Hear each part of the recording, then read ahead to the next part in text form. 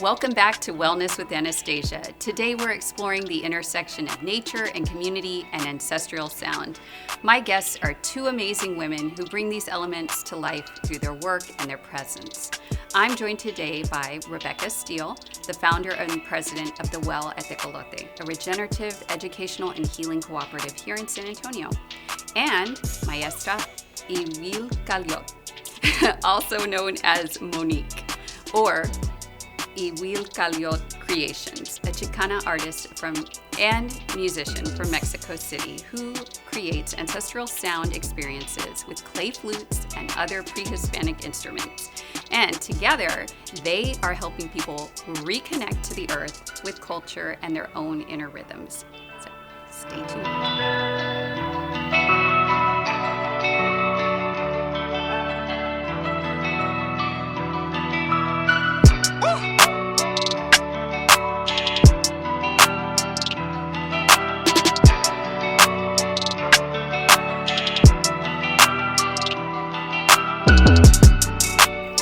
Monique and Becca, I'm so happy you're here. It's just, what a great day it is to be here with y'all.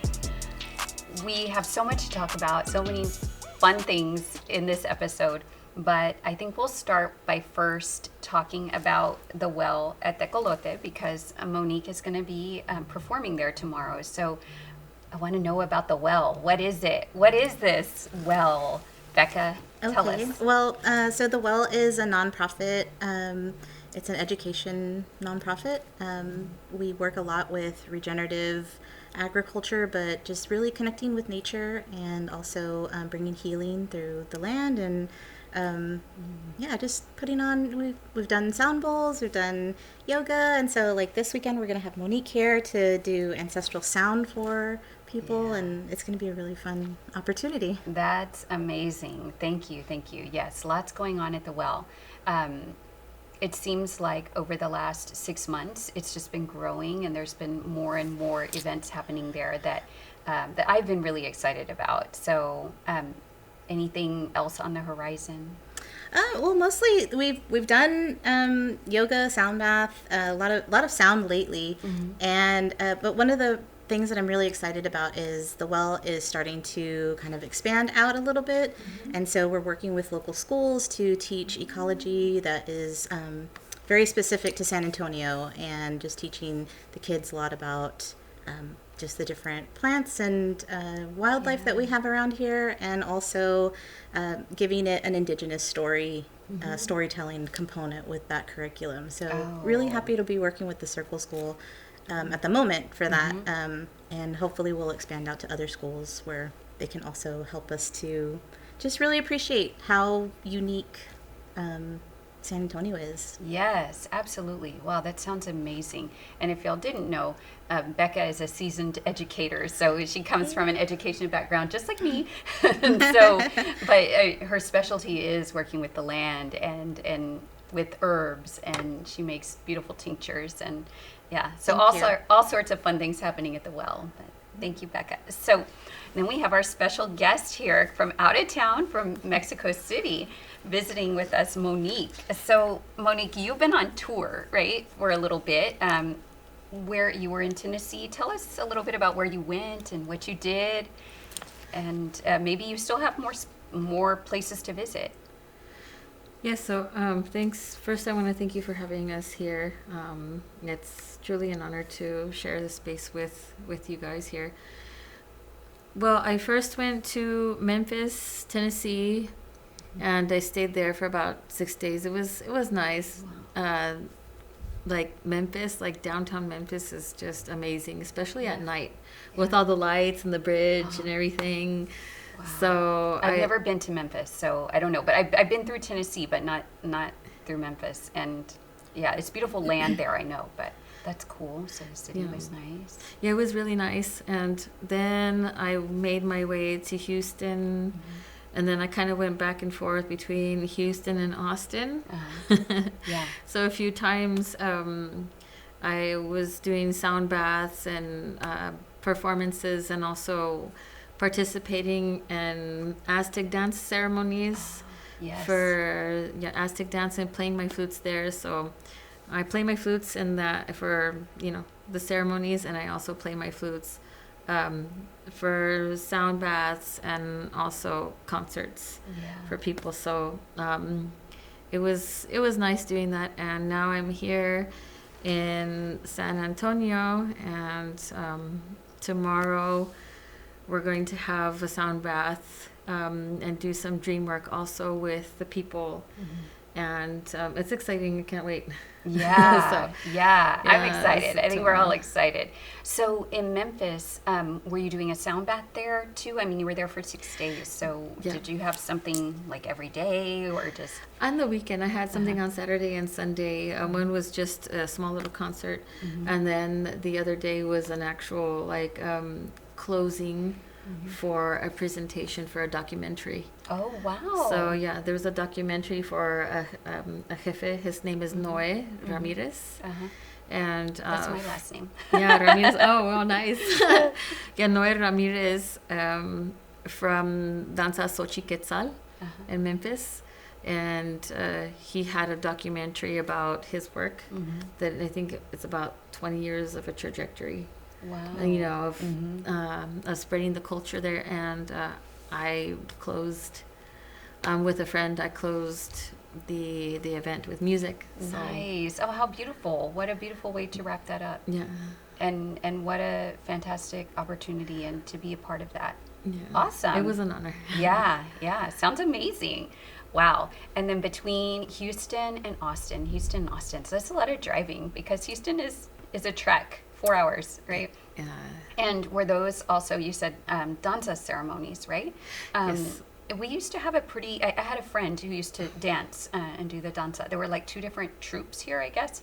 I don't know if they're still active or not, but it was always interesting to me. Although I never attended an actual ceremony.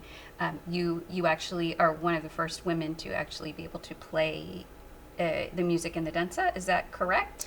Yeah, I started when I was 23, and I was the first one and the only one for some time. And then there was a little girl from San Francisco who started doing it, and then now I think there's other women. I think they're mainly from Texas, some that are from Texas that play, but they're not, their style is different. It's softer. It's definitely softer when they play. And yeah, everybody has their different styles. Yeah, there's a few of them, but yeah, so Well, that's quite an honor too. Yeah. It's like forging the way. Yeah. Yes. So- All right. Girl power. yeah. Awesome. Well, let's look at these beautiful instruments you have here. Well, actually, I'm getting ahead of myself. I want to know how you started playing these flutes. Like, where did that come from? How did that happen? So I initially started playing flutes when I was 9 years old. My dad's mother, my paternal grandmother, she was the one that gave me a wooden flute. And then I had a black recorder that I just bought off of my allowance, and I started messing with that and just played that for some time. And then I met my teacher, Javier Quijasi Shayot from Guadalajara, Jalisco. And when I met him, he turned my whole world upside down in a good way. When he showed me clay flutes and I started listening to his CDs, and I also, actually before that, I met a flute player. His name is Peter Acosta, and was my friend. And I saw him play the clay flutes, and he gave me the reference to contact Javier. Yeah, so, and then I just took off with them. I mean, since I had been playing since I was 9 up until 23, I was like, okay, well, it wasn't very hard for me to get the gist of it. Definitely a lot more complicated than the wooden flutes. Wooden flutes are like, I believe it's like going to kindergarten, elementary school. Yeah. And with all due respect to the people who do play wooden flutes, it is a way, it's nice to play those, but they're easy. Yeah. And so when you go from that and you integrate into the world of clay flutes are just like people. Yeah. not everybody you touch is gonna like you. Yeah. Not everybody has a different like sound, and clay flutes are kind of just obviously you can give them a scale if you know how to, but some people just poke holes in them and it just sounds, you know, it just sounds the way it comes out, just like us when we come out of our mother's womb. Yeah. When we come out of the fire. So they all have their personalities, they all have their sounds. Sometimes some of them don't want to be played, sometimes some of them squeak, and it's just like, okay, never mind, I'll put you away. And wooden flutes are just like, oh, okay, you're cool, yeah, all right, you know. It's like, but these guys are definitely like, no, I'm not in the mood. Yeah. I love that. I love that they have such personality and energy, and that just brings so much more into the uniqueness of every performance, right? Every time you play. So can you tell me a little bit about where you got them? Because I was curious about, like, you know, if somebody, you know, makes these, there's artisans who craft them and you get them from a special place, or if you've ever made any, or, you know, where have they come from? So all of these have, most of these were made by my teacher. And you can Javier. show us. You can. I mean, Most of these were made by my teacher Javier. Okay. So like all of these ones here, all of these except for that one, that one there. So yeah, and this one was a gift. It was a replica. So this is a replica, and yeah, Javier Quijasishad made all of these right here. Including, and that turtle, ocarina, I got from Teotihuacan just because of the sound, and it sounds so sweet. It has a beautiful, sweet sound that just helps me to calm down. Yeah. And these were made by Agustin Garcia Reyes, who is still alive in Toluca, Mexico, actually Metepec. Metepec, Mexico, and this was made by my brother Ruben Xochicuautli, who lives in. He's also a student. He was also a student of Javier Quijasishayot, of our teacher, and he made this. It's the death whistle. And where's the mouthpiece? Like, where's it even go? Back. Oh, on well, you can see the back lipstick. there. Okay. Okay. Yeah. So Yeah. I'm gonna play this for you guys actually in a little bit. Yeah. Oh, And awesome. this was also made by Javier as well, replicating Cocopelli's flute. Actually, his name was Coaquipique, not Cocopelli. Really? Yeah. So since the Dene people and the other people had trouble pronouncing his name, they called him Cocopelli instead of Coaquipique. Oh, wow. I didn't know that. So he was a merchant. He used to travel from the south to the north. And so you have some flautas de carrizo, we call them carrizo. I guess like a type of bamboo. And then... I didn't even see them. They're so skinny. Yeah, they are. They're very thin. Yeah, they're very, very thin. And then that heart necklace, I made that right there. It's also an ocarina. So I do make them, but it's just having the time to make them. Right. Yes. Yes, and you have a big family, huh? Yeah, Too? 4 kids and husband. So it's How old are they? 15, 14, 11, and 8. Wow. Yeah. I can barely take care of myself. It's like thinking about so many. Oh my. Yeah. And so, what about these shells down here too? Those are rattles. Those are rattles, and I just use them for some of my performances. Actually, I do want to talk about this drum a little bit. And these two. Yeah, so this is a small drum that I like to use to play for, I guess it's a difficult style to play like they do in Veracruz, for los voladores de Papantla, that type of style where you get a flute and you get a little stick right here, and you hit it and you play at the same time. At the same time? Yeah. Oh, wow. So, yeah. And what is that called again? What did you say? Honestly, they call it more of a traditional style, but it is European. Oh, okay. But the indigenous people adopted that way of playing to make their music again to for their danzas. Like the voladores de Papantla, they call another dance. Also for another dance, they call it la danza de los lobitos or de los tecuanis. It's a representation of when man turns into beast. Like has a lot to do with Nahualismo actually, but people don't. La danza de los diablos and like all that stuff. It talks about how a man would connect with an animal or a spirit and transform into that.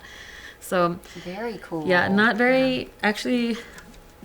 I've seen some women play a little bit like this, but I'm the only one who can play fast. Yeah. Wow, that's great. And so I was the. You must be so coordinated. Kind of. Sometimes it takes practice, but since I'm ambidextrous, it's not too bad. Yeah. Wow. So it definitely helps. Help. And so I that style I just love. And I think it's important. Why am I mentioning this? Because I think it's important for women to be multifaceted when it comes to music. Don't just settle for a wooden flute.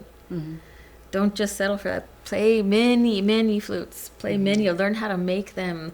Learn how to make drums. Play this style because this is a style that's pretty much ruled by the masculine sex. Yeah. So by men. And I thought no, I'm going to be the first one to play that way. Yeah. And I am. Yeah. I was. So I was just no. And so it's just I would like to see other women do the same thing because I'm going to pass one day. Just like my teacher did. Sometimes it comes unexpectedly. We never know, right?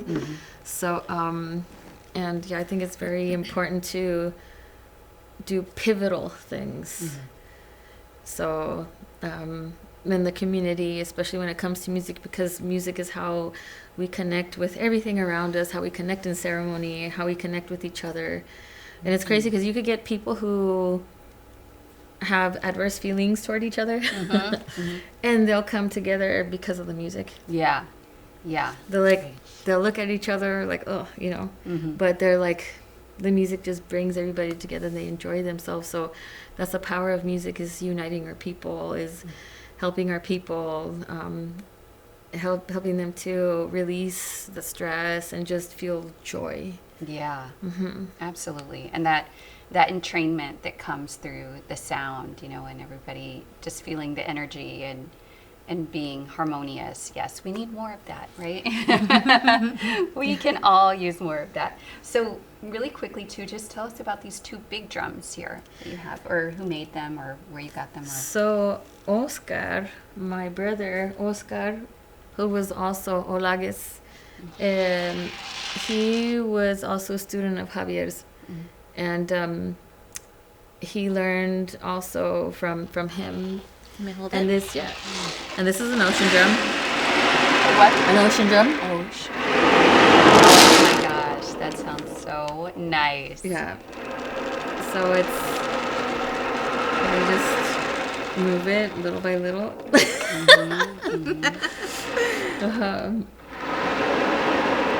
Try to make it smoother.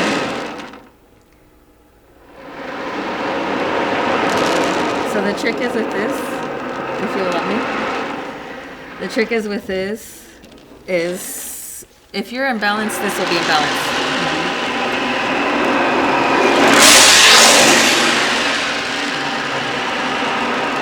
You can feel the beads moving in there. Yeah. It's very therapeutic.